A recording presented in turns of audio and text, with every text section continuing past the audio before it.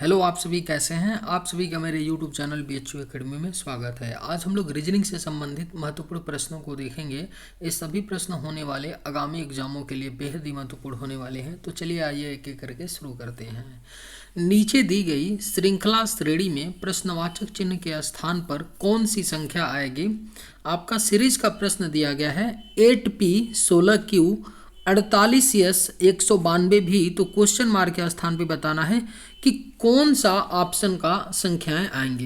देखिए, जब भी आपको ऐसा कोई सीरीज मिले जिसमें संख्या के साथ साथ अक्षर भी हो, तो वहां पर होता क्या है कि संख्याओं के लिए एक अलग सीरीज बनता है और अक्षर के लिए एक अलग सीरीज बनता है। जैसे यहाँ पर आपको अक्षर भी साथ मिल रहा है और संख्या भी साथ मिल रहा है कि नहीं। तो यहाँ पर क्या होगा आपका कि एक तो हमारा सीरीज 8, 16, 48 और 192 लाल कर लेंगे, ठीक है। और दूसरा सीरीज हम लोग बना लेंगे PQS भी और पुनः यहाँ क्वेश्चन मार्क के स्थान पे, ठीक है। अब देखिए 8 से 16 हो रहा है ना, 16 से 48 बन रहे हैं। तो मैं आपसे अगर बोलूं कि 8 में अगर आप लोग 2 का मल्टीप्लाई कर दोगे तो 16 आएगा, बिल्कुल आएगा। और पुनः अगर 16 में किसका मल्टीप्लाई कर देंगे, 3 का, तो 48 चला आएगा, ओके। पुनः 48 में कितने का मल्टीप्लाई करने पर 192 आएगा, तो 4 का। 48 चौके 192 होगा, ठीक है। तो अगली बार किसका मल्टीप्लाई करेंगे हम, 5 का, क्योंकि हर बार एक ज्यादा संख्या का मल्टीप्लाई कर रहे हैं। पहले मैंने 2 का मल्टीप्लाई किया, उसके बाद 3, उसके बाद 4, तो अगली बार मैं 5 का करूंगा। और 192 पचे कितना होता है, तो 960 होता है। तो क्वेश्चन मार्क के स्थान पे जो संख्या होगा वो तो 960 होगा। क्लियर है। अब देखिए एक बात देखिए ध्यान से, अगर आप लोग ऑप्शन से जाएंगे तो ऑप्शन ए तो होगा नहीं, सी भी नहीं होगा, डी भी नहीं होगा, केवल ऑप्शन बी में संख्या 960 है। तो हमारा सही जवाब क्या हो जाएगा, ऑप्शन बी हो जाएगा 960Z, ठीक है।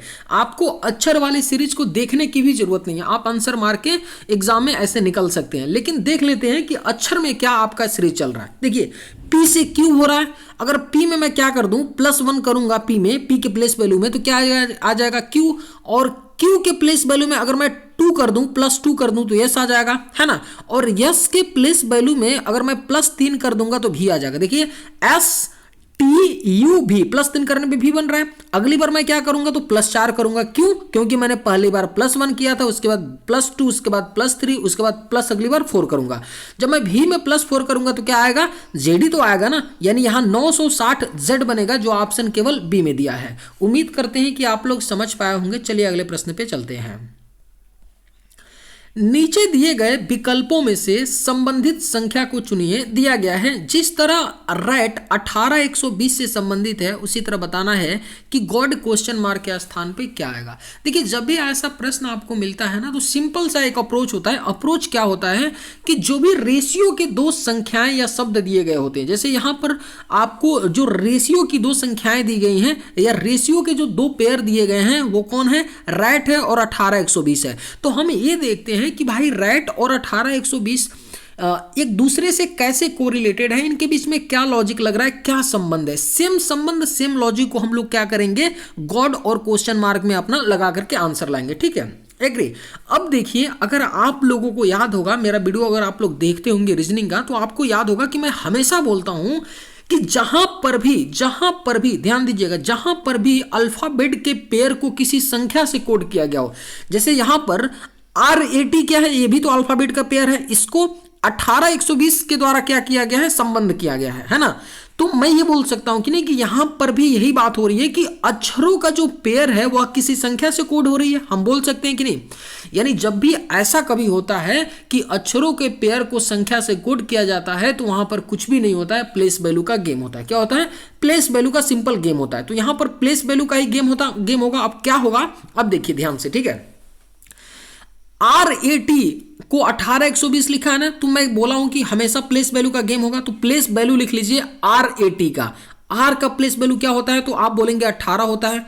A का क्या होता है, तो 1 होता है। और T का क्या होता है, तो आपका 20 होता है। इसी चीज को तो डायरेक्ट इसने लिखा है ना 18,120, कुछ भी नहीं किया है, रैट के प्लेस वैल्यू को ही तो डायरेक्ट उठा के लिख दिया है। तो हम भी गॉड में भी यही करेंगे, गॉड में भी सिंपल क्या करेंगे, गॉड को जब कोड करेंगे तो क्या करेंगे, डायरेक्ट GOD के प्लेस वैल्यू को लिख लेंगे, है ना। तो जी का प्लेस वैल्यू कितना होता है, 7 होता है, ओ का कितना होता है, 15 होता है, और डी का कितना होता है, 4 होता है। तो हमारा क्वेश्चन मार्क के स्थान पे आएगा 7154, और 7154 किस ऑप्शन में दिया गया है, तो ऑप्शन नंबर ए इसका सही जवाब हो जाएगा। उम्मीद करते हैं कि आप लोग समझ पाए होंगे। चलिए अगले प्रश्न पे चलते हैं। निम्नलिखित प्रश्न में दिए गए विकल्पों में से विषम शब्द का चयन करें। क्या दिया गया है, 4 आपको ऑप्शंस दिए गए हैं, बताना है कि इसमें से कौन सा एक विषम होगा, है ना। जाहिर सी बात है कि अगर 4 ऑप्शन में से एक विषम होगा तो 3 किसी न किसी प्रकार से संबंधित होंगे। एग्री है कि नहीं, बिल्कुल। देखिए ठीक है, ऑप्शन ए में मैं जब ध्यान से देखा तो मुझे दिखा कि भाई ए है 1 है, बी में देखा ऑप्शन में तो यहां भी डी है 4 है, सी ऑप्शन में देखा तो यहां ओ है 15 है, और डी ऑप्शन में देखा तो यहां यू है और 23 है। अब ध्यान से चारों ऑप्शन को मैंने जब ऑब्जर्व किया तो मुझे क्या दिखा कि पहले ऑप्शन में ए है और ए का प्लेस वैल्यू 1 होता है। एग्री है कि नहीं, एग्री। और इसी 1 को क्या किया है, इसके नीचे लिखा है, ठीक है। पुनः डी का जो प्लेस वैल्यू होता है वो क्या होता है डियर, तो 4 होता है, और इसी 4 को इन्होंने डी के पिछवाड़े नहीं बोलिए, नीचे डी के नीचे लिखा गया है, ठीक है, ओके। और इसी तरह ओ का जो प्लेस वैल्यू होता है डियर वो कितना होता है, तो 15 होता है, और इसी 15 को जस्ट क्या किया गया है, तो ओ के नीचे लिखा गया है, यानी ओ के बट्टे में लिखा गया है, ठीक है। अगेन यू का प्लेस वैल्यू क्या होता है, तो 21 होता है, लेकिन इसके पिछवाड़े यानी इसके जो नीचे है क्या लिखा गया है, 23 लिखा गया है। एग्री है कि नहीं। अब देखिए अगर ऑप्शन ए देखेंगे, बी देखेंगे और सी देखेंगे तो इन तीनों केस में क्या हो रहा है कि ऊपर एक अक्षर है और उसी अक्षर का प्लेस वैल्यू नीचे लिखा गया है, लेकिन ऑप्शन डी में ऐसा नहीं हो रहा है। ऑप्शन डी में ऐसा नहीं हो रहा है। ऑप्शन डी में क्या है कि यू का प्लेस वैल्यू 21 है, लेकिन उसके नीचे 23 लिखा गया है। तो हमारा विषम कौन सा हो जाएगा, ऑप्शन नंबर डी हो जाएगा। क्यों विषम होगा, क्योंकि ए, बी और सी ऑप्शंस में ऊपर वाले अक्षर के प्लेस वैल्यू का मान नीचे लिखा गया है, जबकि डी में ऐसा नहीं है। तो सही जवाब ऑप्शन नंबर डी हो जाएगा। उम्मीद करते हैं कि आप लोग समझ पाए होंगे। चलिए अगले प्रश्न पे चलते हैं। एक निश्चित कूट भाषा में एवॉइड को 85395 और मल्टी को 5667 लिखा जाता है, तो उसी कूट भाषा में इवेंट को किस प्रकार लिखा जाएगा। महत्वपूर्ण प्रश्न है, लेकिन मैं हमेशा बोलता हूं भाई, हमेशा मैं बोलता हूं कि जब भी आपको ऐसा प्रश्न मिले कि अल्फाबेट के पेयर को किसी संख्या से कोड किया जाता हो तो वहां पर प्लेस वैल्यू का गेम होता है। हमेशा मैं आपसे बोलता हूं, याद होगा आपको, अभी ऊपर मैंने बोला, यहां पर भी वही केस बन रहा है। एवॉइड है, यहां पे क्या है, अक्षर का पेयर है और इसको संख्या से कोड किया गया है। यहां पर भी मल्टी है, इसको एक संख्या से कोड किया गया है। तो पूछा रहा है कि इवेंट को किस प्रकार से लिखा जाएगा। तो सिंपल सी बात है भाई कि जिस प्रकार से एवॉइड को 85,395 लिखा गया होगा, उसी प्रकार से मल्टी को 566,79 लिखा गया होगा। सेम प्रक्रिया से हम इवेंट को भी लिख लेंगे।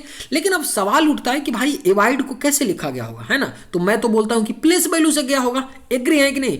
चलिए कोई बात नहीं, प्लेस वैल्यू से जब मैं बोलता हूं तो प्लेस वैल्यू से इसको करके देखते हैं, है ना। प्लेस वैल्यू के सिवा और कहीं जाएगा नहीं, लिख लीजिए, ऐसा ही होता है ना। अब प्लेस वैल्यू में भी 2-3 बातें होती हैं जो क्वेश्चन के अकॉर्डिंग मैं बताता रहता हूं। ओके, अब देखिए यहां पे ध्यान देंगे, यहां पे क्या है, एवॉइड है। एग्री है कि नहीं, एवॉइड है, लिख लेते हैं AVOID। समझाने के लिए मैं लिख रहा हूं, एग्जाम में आपको ऐसे नहीं करना है, ठीक है। एग्जाम में भी मैं बताऊंगा आपको कैसे करना है। एग्जाम में ऐसे करेंगे तो एग्जाम निकलेगा नहीं, आपकी लुटिया डूब जाएगी, ठीक है ना। तो एग्जाम में ऐसे नहीं करना है, समझाने के लिए मैं लिख रहा हूं। अब देखिए मैं बोलता हूं आपसे कि भाई प्लेस वैल्यू से चलना है, तो मैं यहां भी क्या करता हूं कि प्लेस वैल्यू लिख लेता हूं। ए का प्लेस वैल्यू 1, भी का प्लेस वैल्यू 22, क्योंकि ईमानदारी से करते हैं, कोई बात नहीं, क्योंकि मैं बोल रहा हूं तो वैसा होना भी तो चाहिए ना हर बार, है कि नहीं। आई का क्या होता है, 9 होता है, डी का क्या होता है, 4 होता है। लेकिन दुर्भाग्यवश देखिए, अगर एक है 22 है, 15 है, 9, 4, इन सबको जोड़ भी देंगे तो इतना नहीं बनेगा, 85,395, है ना, नहीं बनेगा कि नहीं। और गुणा भी कर देंगे तो भी नहीं बनेगा। क्यों? गुणा भी कर देंगे अगर 1, 22, 15, 9, 4 का, तो भी नहीं बनेगा। क्यों नहीं बनेगा? करके देख लीजिए। यूनिट डिजिट देख लेते हैं। 9 चौको 36, 6 6 25 30, और 30 का मतलब 0, और यानी यूनिट डिजिट 0 आएगा, जबकि यहाँ पे 5 दिया है ना। तो मल्टीप्लाई करने पे भी नहीं हो रहा है, जोड़ने पे भी नहीं हो रहा है, और सबको ऐड कर देंगे तो भी नहीं बनेगा। तो सर हो क्या रहा है? आप तो बोलते हो कि प्लेस वैल्यू से जाना है। अब देखिए, प्लेस वैल्यू में ही एक दूसरी बात होती है कि जब भी कभी हमको डायरेक्ट प्लेस वैल्यू से काम नहीं बनता है, तो हम उन अक्षरों का अपोजिट अक्षर के प्लेस वैल्यू को देखते हैं, है ना। तो अगर मैं एक के प्लेस वैल्यू, एक के अक्षर के अपोजिट अक्षर के प्लेस वैल्यू की मैं बात करूं तो वो कैसे निकालते हैं? देखिए, ए का अपोजिट अक्षर जेड होता है, ठीक है। ए का अपोजिट अक्षर क्या होता है? ठीक है, वाइड आपका दिया है। तो अगर मैं ए के क्या बोलूं, अगर मैं ए के विपरीत अक्षर के प्लेस वैल्यू की बात करूं तो क्या किया जाता है कि पहले जान लीजिए कि ए का विपरीत अक्षर क्या होगा? जेड होगा, ठीक है। कैसे हम पता करते हैं?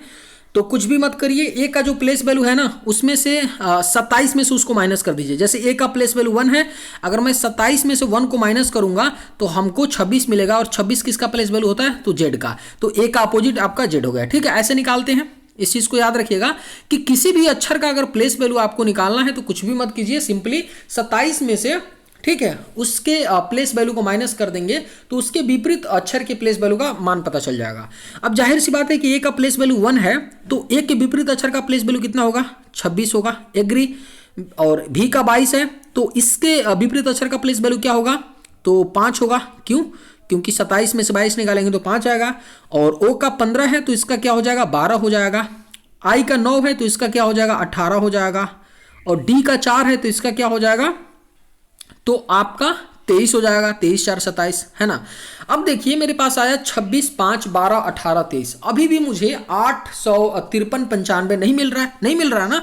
लेकिन अगर मैं क्या कर दूं कि 26 के डिजिट को ऐड कर दूं तो क्या आएगा? 8 आएगा, है ना। और ये कितना यहाँ है? 5 है, सिंपली। ये कितना है? 12 है, इसके भी डिजिट को ऐड करेंगे तो यहाँ 3 आ जाएगा।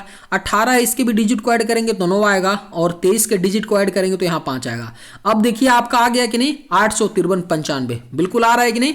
853 95 आ रहा है, बिल्कुल।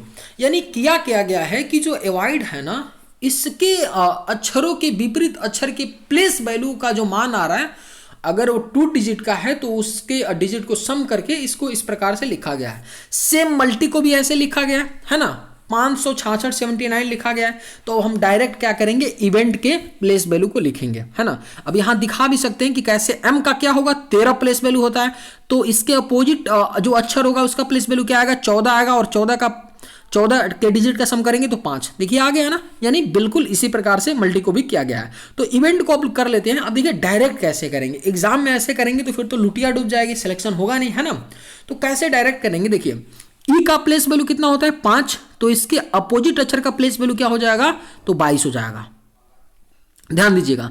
भी का क्या होता है? तो 22 होता है। तो इसके अपोजिट अक्षर का क्या हो जाएगा? प्लेस वैल्यू का मान 5 हो जाएगा। ई का क्या होता है? 5 होता है। तो इसके विपरीत अक्षर 22 हो जाएगा। एन का 14 होता है तो क्या हो जाएगा? आपका 13 हो जाएगा। 13 किसका होता है? तो एम का होता है, ठीक है। टी का प्लेस वैल्यू कितना होता है? 20 होता है। तो इसके विपरीत अक्षर का प्लेस वैल्यू का मान क्या होगा? 7 होगा। अब इनका सम कर दीजिए। 4 5 तो 5 ही रहेगा। 22 का 4, 13 का 4 और 7, यानी क्या बनेगा आपका? 454 47 आएगा। देखिए 454 47 किसी ऑप्शन में दिया गया है, तो ऑप्शन नंबर सी में दिया गया है 454 47, यानी सही जवाब क्या हो जाएगा? ऑप्शन नंबर सी इसका राइट जवाब हो जाएगा। थोड़ा अच्छा क्वेश्चन था, उम्मीद करते हैं कि आप लोग समझ पाए होंगे। चलिए अगले प्रश्न पे चलते हैं। नीचे दिए गए प्रश्न आकृति में लुप्त संख्या ज्ञात कीजिए। क्वेश्चन है, दिया गया है आपका आरआरबी एनटीपीसी स्टेज 1 17/2/2021 में पूछा गया प्रश्न है ना, रेलवे एग्जाम में पूछा गया है। आपको 3 डायग्राम दिया गया है, इसमें संख्याएं हैं। पहला डायग्राम है 25 3 2 दिया है, दूसरे में 49 4 3 दिया है, और तीसरे डायग्राम में एक जगह क्वेश्चन मार्क है और 2 6 संख्याएं हैं। तो बताना है कि भाई क्वेश्चन मार्क के स्थान पे कौन सी संख्या आएगी, है ना। देखिए जब भी ऐसा प्रश्न मिलता है ना, तो होता क्या है कि जो 3 डायग्राम यहाँ दिया है, तो जो बाकी 2 डायग्राम है इसमें तो पूरी 3 संख्याएं हैं। तो किसी न किसी प्रकार से ये तीनों संख्याएं आपस में रिलेटेड होंगी ना, किसी न किसी प्रकार से, है ना। ध्यान दीजिएगा। तो पहले डायग्राम में जो 3 संख्याएं 3 2 25 है ना, किसी न किसी प्रकार से रिलेटेड होंगी। सेम उसी प्रकार से दूसरे डायग्राम की 4 3 49 संख्याएं रिलेटेड होंगी। उसी प्रकार से हम 2 6 और क्वेश्चन मार्क के स्थान पे संख्याओं को रिलेट करके अपना आंसर ला लेंगे।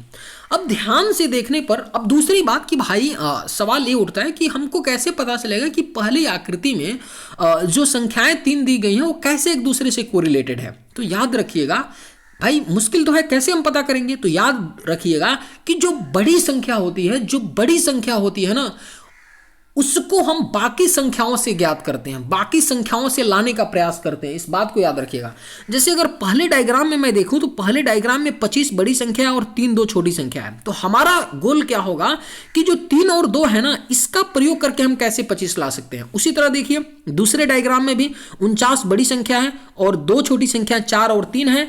तो हमारा टारगेट होगा कि 4 और 3 से हम 49 कैसे ला सकते हैं। ठीक है, अब देखिए अगर मैं 3 और 2 को मैं क्या कर दूं, ऐड कर दूं, 3 और 2 को नीचे वाली 2 संख्याओं को मैं ऐड कर दूं तो कितना आएगा, 5 आएगा। एग्री है कि नहीं, 5 आएगा। अब देखिए यहां 25 दिया है तो कोई बात नहीं, अगर मैं 5 का स्क्वायर कर दूंगा तो क्या आएगा, 25 आ जाएगा। एग्री कि नहीं, बिल्कुल एग्री है ना। उसी प्रकार से यहां पे भी 4 और 3 का मैं क्या कर देता हूं, सम कर देता हूं। तो 4 + 3 बराबर क्या आ जाएगा, 7 आ जाएगा। और पुनः मैं यहां पे भी 7 का स्क्वायर करूंगा क्योंकि मैंने ऊपर 5 का स्क्वायर किया था, तो 49 आ गया।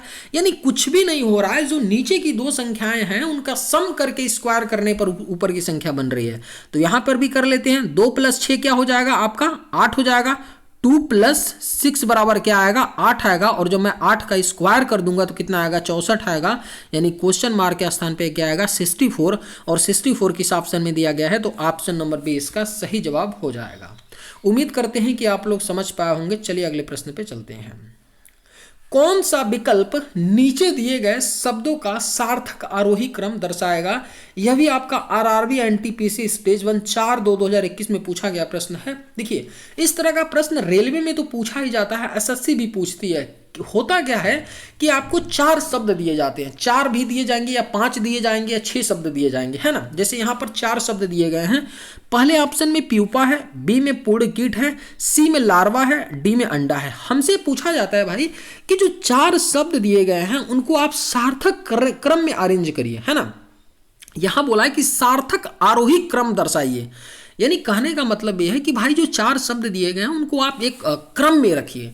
जैसे अगर मैं बोलूं कि छोटा मझला बड़ा, छोटा मझला बड़ा, चाहे मैं बोल दूं बड़ा छोटा मझला, तो इसको अगर मैं बोलूंगा कि भाई इसको आप एक सार्थक क्रम में अरेंज करो, तो आप बोलोगे सर पहले बड़े को रख लूं तो मैं बड़ा रख लूंगा, उसके बाद बड़े से छोटा मझला, उसके बाद मझला से छोटा छोटा, या मैं बोलूंगा सबसे छोटे को रख लो, मैं छोटे को रख लूंगा, उसके बाद मझले, उसके बाद बड़े को। तो यही तो एक सार्थक क्रम होगा ना, बात समझ रहे हैं। उसी प्रकार से इन शब्दों को भी हमको क्या करना होता है, तो एक सार्थक क्रम में अरेंज करना होता है। तो करने के लिए सबसे पहले आपको करना क्या होता है कि जो भी शब्द दिए गए होते हैं उनको ध्यान से एक बार पढ़िए। जैसे मैंने इनको पढ़ा, ऑप्शन ए में प्यूपा, पूर्ण कीट, लार्वा, अंडा, तो मुझे क्लियर बन गया कि भाई ये अंडे से कीट का बनना, मतलब जो कीट होता है ना, जो कीट होते हैं उनके मतलब वो कैसे पैदा होते हैं, कैसा उनका क्रम रहता है, धीरे धीरे कैसे बढ़ते हैं, उनका एक क्रम कैसे रहता है ना। तो उसी शब्दों को दिया गया, उसी से रिलेटेड शब्दों को दिया गया। जैसे मान लीजिए मुर्गी के बच्चे तो तुरंत ऐसे नहीं पैदा हो जाते हैं ना, पहले अंडा होता है ना। उसी प्रकार जो कीट होते हैं ना कैसे बनते हैं, तो सबसे पहले अंडा आता है, यानी डी नंबर आता है अंडा। उसके बाद अंडा से क्या बनता है, तो लार्वा बनता है, यानी सी नंबर बन जाता है। और सी नंबर के बाद क्या आता है, तो प्यूपा आता है, यानी ए नंबर आ जाता है। उसके बाद प्यूपा से क्या बनता है, पूर्ण कीट बनता है, यानी बी नंबर।